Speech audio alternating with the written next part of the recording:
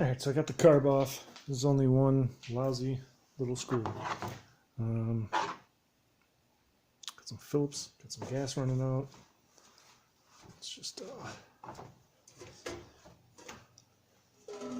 just connect it in here.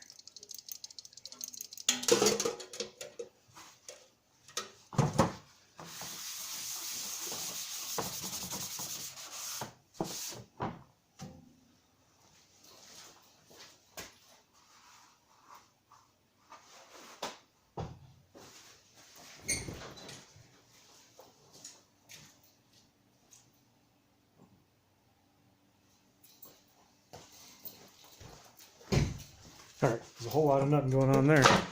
Here we are again. Carburetor. It's got a plastic bushing in there. And it just goes on a tube, you tighten it. That's how you mount the carburetor on this thing. Very simple, effective. Let's see what kind of nasties are in the bowl.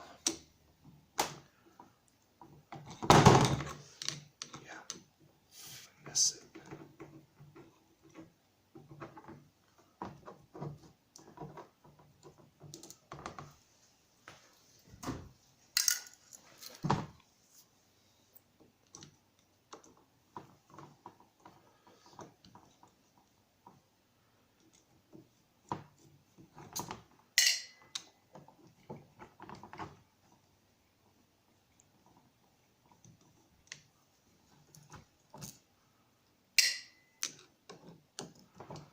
Now the choke bracket.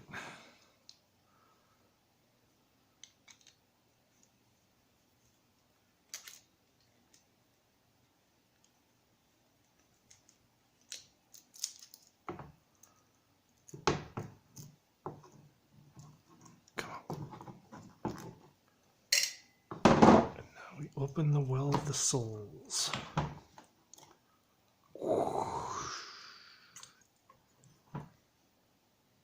It's not that bad in there.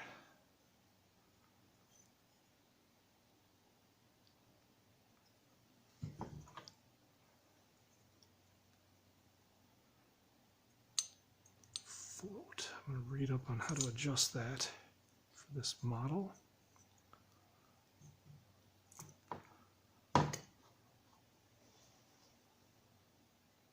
Where are you? Here. Having troubles. There we go. Focus. Right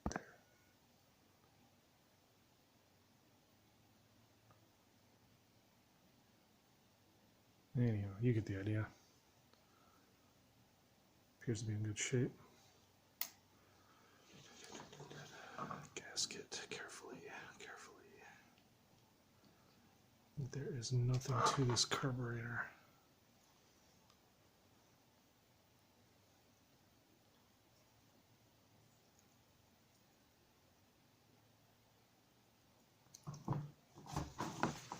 Might even do a rebuild kit.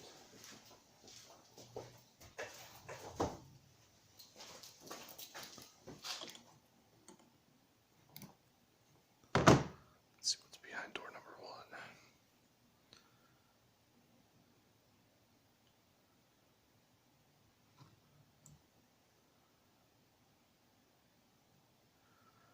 She looks like there might be shit clogged in there. No, not so much. You'll be able to see that.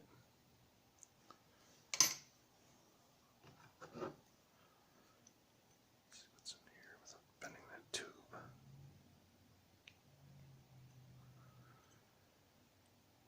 I need something better than this.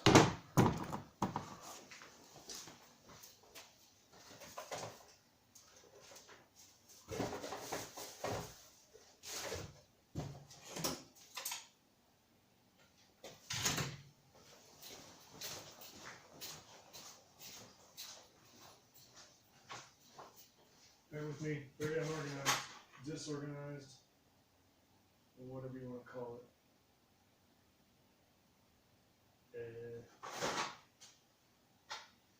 Driver handle.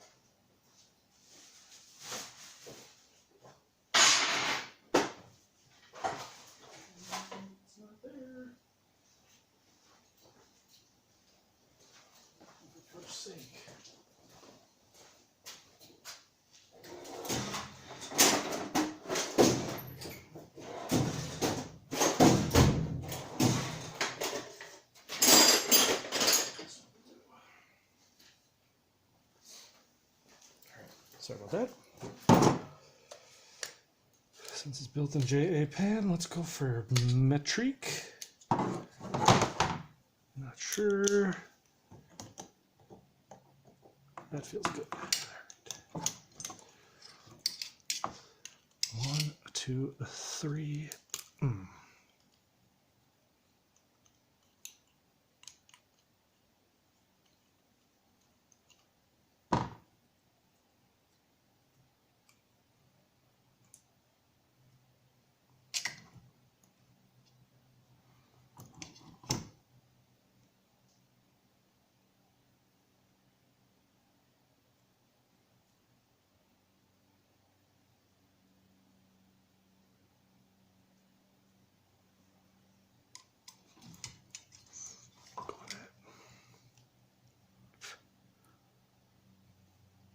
And then there's this flat bladed screwdriver.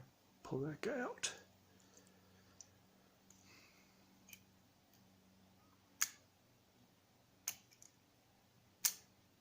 And those guys. It's a Makuni.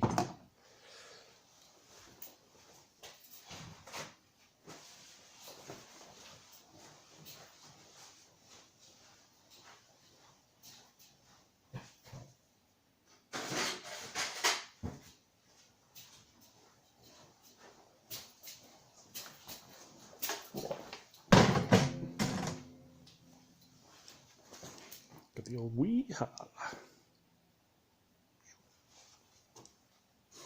Let's take you out.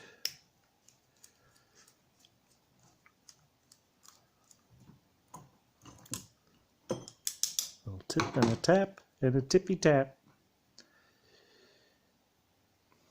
Nothing to really see there or there.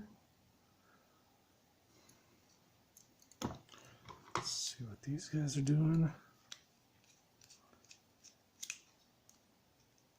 This carb actually looks really clean, but it just needs to be adjusted.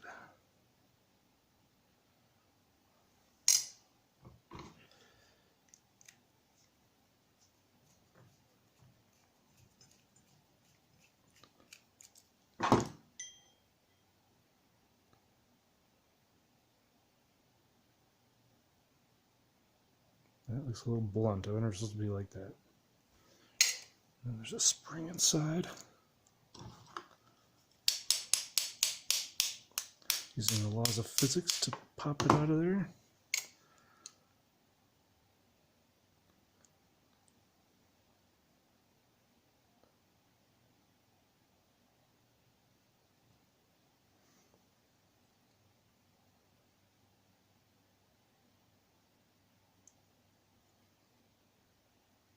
So you get everything off of it that needs to come off. How does this choke to make you work? Oh, I see. Let's see if I can get it in the camera. Down inside that hole in there. There's your choke mechanism.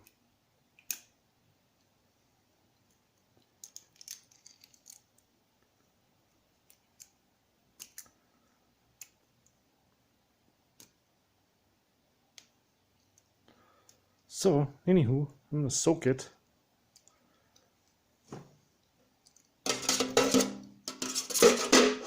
Get the solvent out in the solvent tank up in the shed. Let's take this apart for shits and grins. Oops, I shouldn't say that word. For shits and giggles.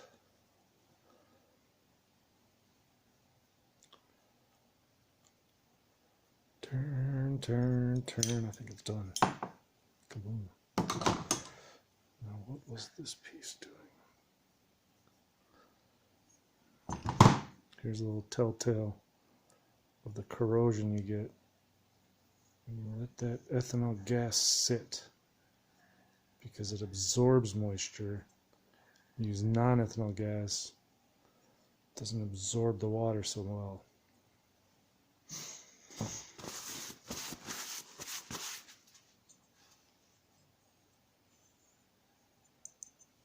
Don't hear anything sloshing around in the float, so I don't think she's leaky.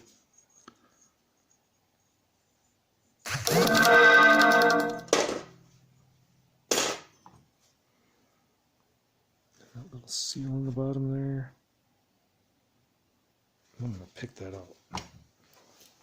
Sure, it comes in the carb kit.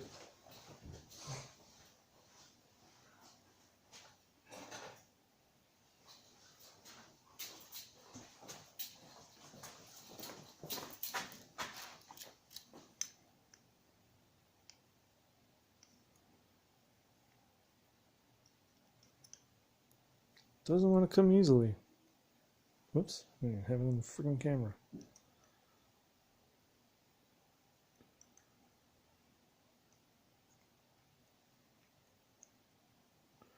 Well, this seal is shot, so it's not just going to be a matter of cleaning and reassembling. I'm going to have to replace this seal.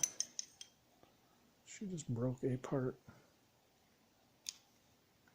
Fudge. Oh. Doesn't finish what I started. Dump.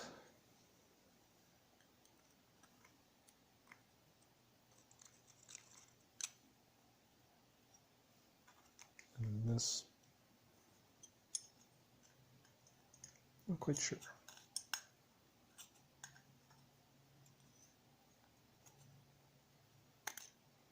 You can see there's hints of corrosion in here. A little bit of gunk deposited from ethanol gas. Cannot stress enough. Use the non-ethanol stuff. And here's another thing I like to do. When I buy a new piece of power equipment, if it's 2-cycle, I make sure that it takes the same mixture of gas as all my others. Everything I own is 50-to-1 mix. Boat motor, chainsaw, leaf blower, etc. That way, you can use your boat gas for those, you can use that gas for your boat, whatever you need to do. It's just something I do because I'm weird. Alright, so I'm going to soak this, I'm going to get a kit, I'm going to put it back together.